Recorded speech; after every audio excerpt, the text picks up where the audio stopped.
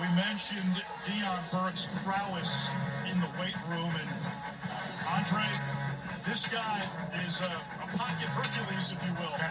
Yeah, he is, and he just kind of enjoys the weight room. He embraces. He is well put together. He can play a lot of different positions because of the strength. With Hickman out of the game, Garen Hatchett, the Washington transfer. Yeah, he missed the spring with an injury. Yeah. He'll take over at center. On the ground here on second down. They get the edge. It's Javante Barnes, who really had a promising freshman season. Had a foot injury, needed surgery. Wasn't quite right at any point last year. They're expecting big things with a healthy Barnes. Yeah, they do, and they talked to us about rotating backs throughout this game. Arnold to the end zone. Touchdown. It's Deion Burks. Nice timing, and again, someone right in the face of Jackson Arnold, and he throws a dime to the transfer Burks. The pressure right in his face as he gets rid of the football. Well, that's operating at a high level right there.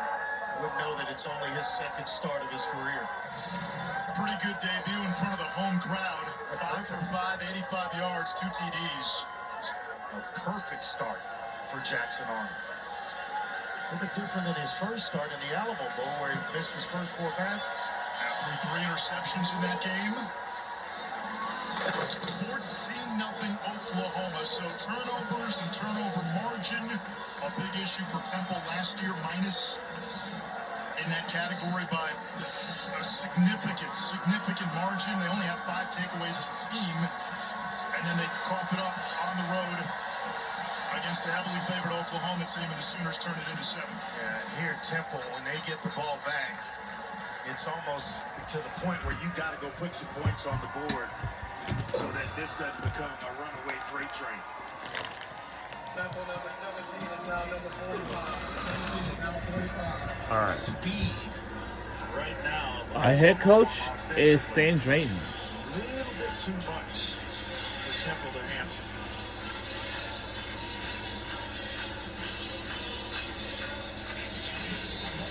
Temple's head coach Stan Drayton telling us that the guys were pumped coming to the Palace on the Prairie, the history, the tradition, playing in front of Oklahoma. They tried to sell it as, we're not just here as a warm-up for the Sooners.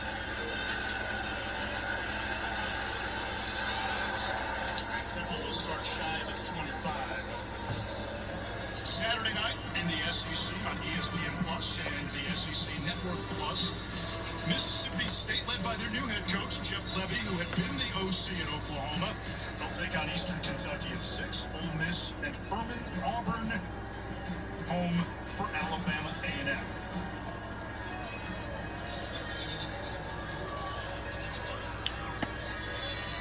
Third offensive series for Temple. And E.J. Wilson will be the running back. Boris Brock 0 for 3 with the fumble. Let's see what we got. Oh! He spent the last 4 years as a sprinter on the USC track team. Yeah. First time playing football since high school. He's got future Las Vegas Raider written all over him. Yeah, he is super fast. I mean, they talked about 10-6 and 100. Second and 2. Trying to get him going. He's a big receiver at 6'3", about 220 pounds. And Well, his way back to the football field. it's our turn now. See what we come up with. Incomplete tipped. Third down. Here is where they It's 3rd and 2. Earlier third downs in this game. Boris Brock can give you that element when things break down, but I think OU's going to be. I want to let you know we have some crowds at the fans, the cheerleaders, dance teams, and even the marching bands, if possible. Keep it on the ground. Wilson plunges ahead, and he gets just It's 1st and 10 for our team now. Someone lost a shoe, and one of the safeties just took it and threw it about 20 yards lost at the field. A nice job of just knowing where to get to pick up the first down. And this is an SEC on ESPN, so yeah. Lewis just picked it up and tossed it. No sportsmanship in that. Not yet. It's 1st and 10.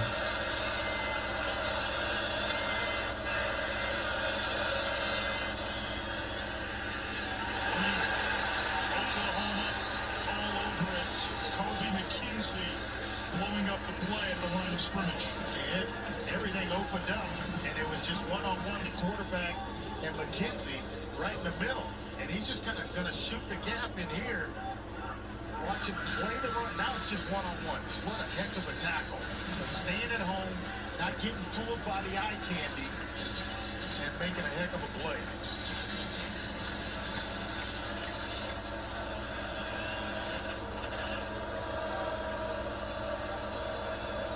Pesca, the tight end in motion. And that one too high, too much for Antoine Littleton, a 240-pound running back who transferred in from Maryland. Knowing where your safety valve is, you just got to throw him a catchable ball. And I think the jitters is still there. And our goals for this season is 0 for 4, 0 for 5 to start the game now. Now, we told you his last game that he started was in front of 110 people. 80,000 strong tonight. wow. Bowman cheating into the box. Edge pressure. Block goes down. Grayson Halton, the junior from San Diego. It's 4th down. What a heck of a job of just going around the edge. He's got to just go around the edge here. He's got to come this way and just right into the lap of the quarterback. An excellent move, and then when you get there, you got to finish. And Grayson Halton did exactly that. Was a tight end in high school who they've converted to the defensive line, and boy, is he off to a good start. Dante Attondale punted away.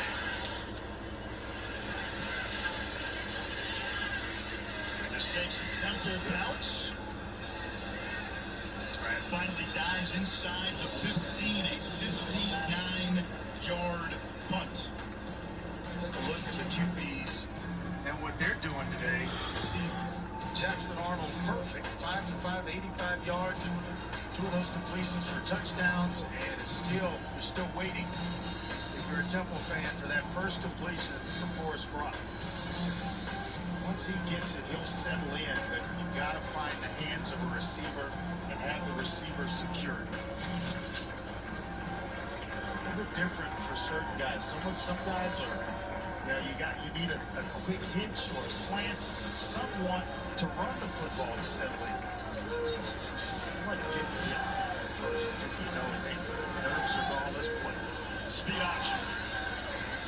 Arnold caroms across for a short gain. Clark. You know, Anish, you were talking about the past Sooner grades at quarterback. Jackson Arnold is actually the highest-rated OU quarterback recruit in the ESPN 300 era. And that's saying something when 4 Sooner quarterbacks have won the Heisman the last 25 years. We're seeing his arm, but he loves to run the ball. As a youth, he played running back for 3 years for his father, Todd, who was a running back at Wofford. Taught him how to hit the hole. So you see the arm, you see the legs, he's the total package. Boy, number 32 was a running back for 2 years for the Dickinson Vikings. Oh! This is a rebuilt Temple defense. They hit the portal hard, including Gene, who came from FAU. Yeah, he plays with tremendous energy, and he's a really good player. They are fired up about him being at Temple and finishing his career there. He wears one of those single digits given to the toughest Temple players, the highest honor of the team. Play here. 3rd and long, that one thrown behind his intended target. Wanted Robertson, tight end. Punt. Set up all of this. You get backed up inside your own 15.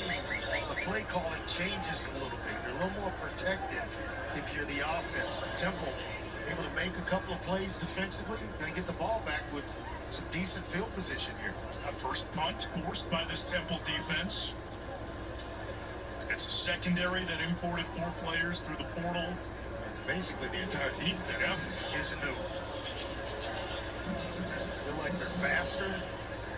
Feel like they can compete in their conference. Luke Ilsinga punts.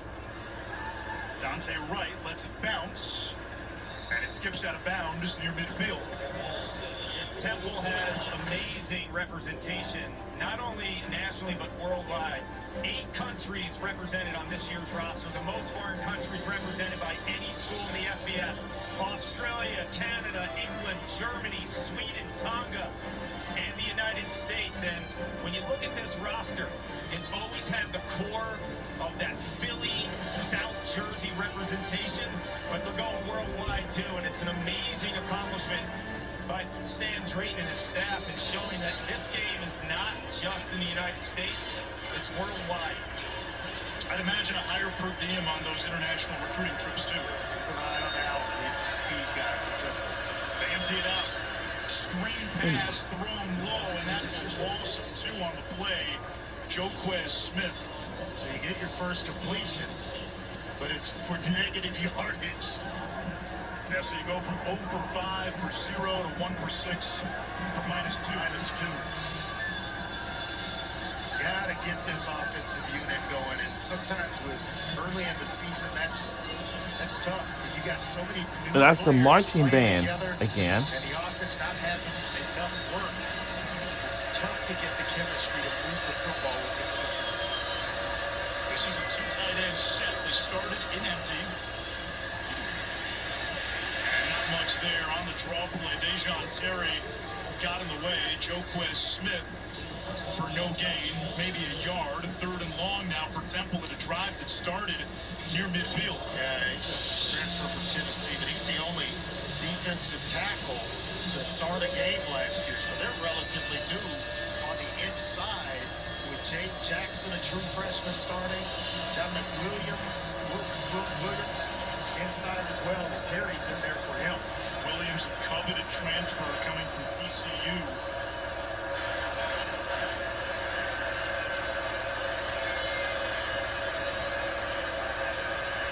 Brock runs right, the ball is tipped, and it's picked. Kanai Walker off the deflection.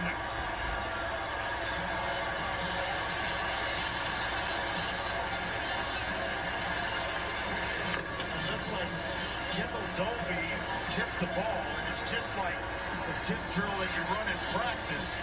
You get a chance to tip it in the air, and you're hoping one of your teammates is in the area. Well, that's exactly what happened. Excellent job by Dolby to get it in the air. This is a talented Oklahoma secondary, and the coaches told us Walker was the most consistent corner throughout camp. Now, this is where I'm going deep again. It's sudden change. Keep an eye up top for receiver Burks. -20 turnover margin for Temple last year, -2 tonight. Arnold under pressure, lost the football. It was Gene, but there's a flag down. Give me a false start if they're stopping it before the ball snapped. Before the snap, false start. Offense, number 15. 5-yard penalty. First down.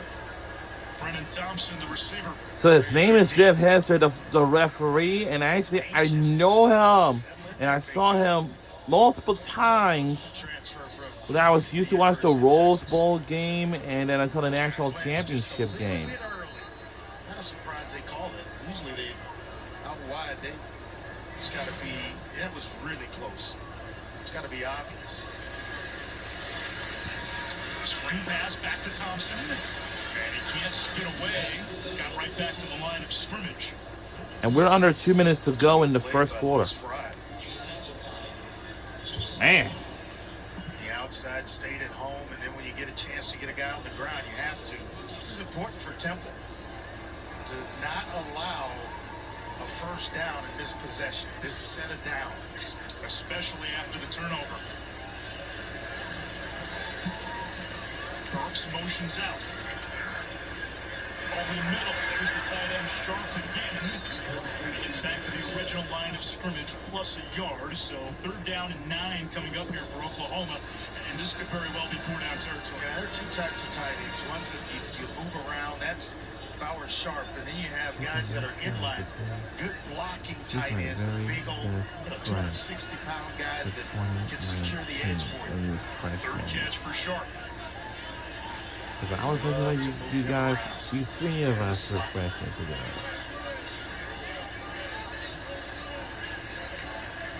And we're under a minute to go in the Time for first Arnold. quarter. Can't get it to Andrell Anthony. Good defense there by Ben Osweke. It's excellent defense. It's from my neck of the woods at Foster High School. The Fort Bend area. Nice break on the football, and they brought in a lot of guys. He's a junior college transfer from Blinn. If you know anything about Blinn Junior College, they produce Yes, they do. really, really good players. This is going to be about a 51-yarder for Tyler Keltner. Career-long 54, first field goal attempt as a Sooner. Running long. And good.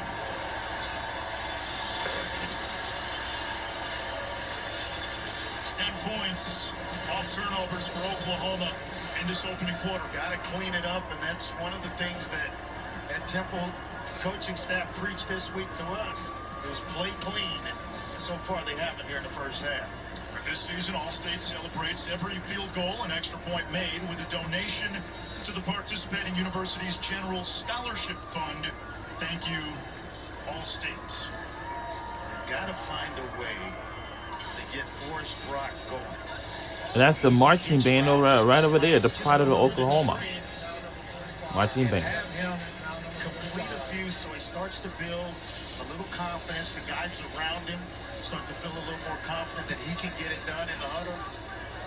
He's got to have a couple of completions in this drive. Well, it sounded like when we talked to the coaches that Temple would try to run the ball early, take some pressure off of Brock, just could never get even a first down on those first couple of drives to get in any sort of offensive rhythm.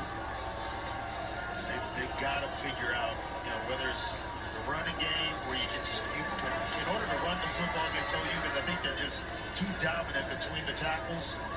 You've got to spread them out with the pass, and then once you get everyone spread out, it's a little bit easier to run the football. So as this first quarter ends, we're gonna check out the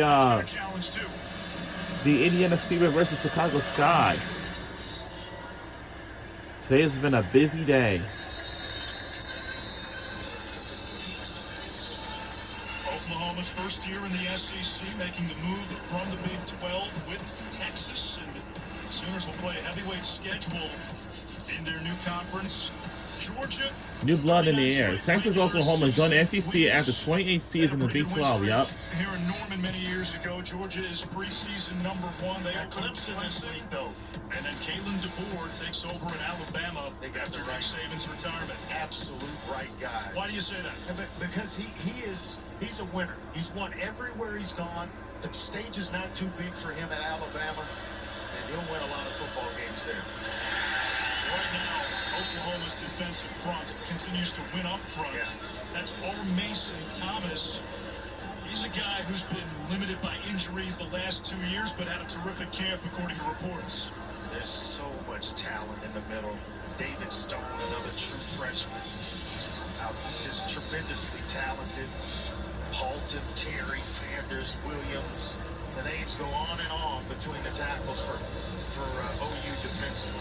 And number 65, Jaden Jackson. That's They great. love him. He's a true freshman starting on this defensive line.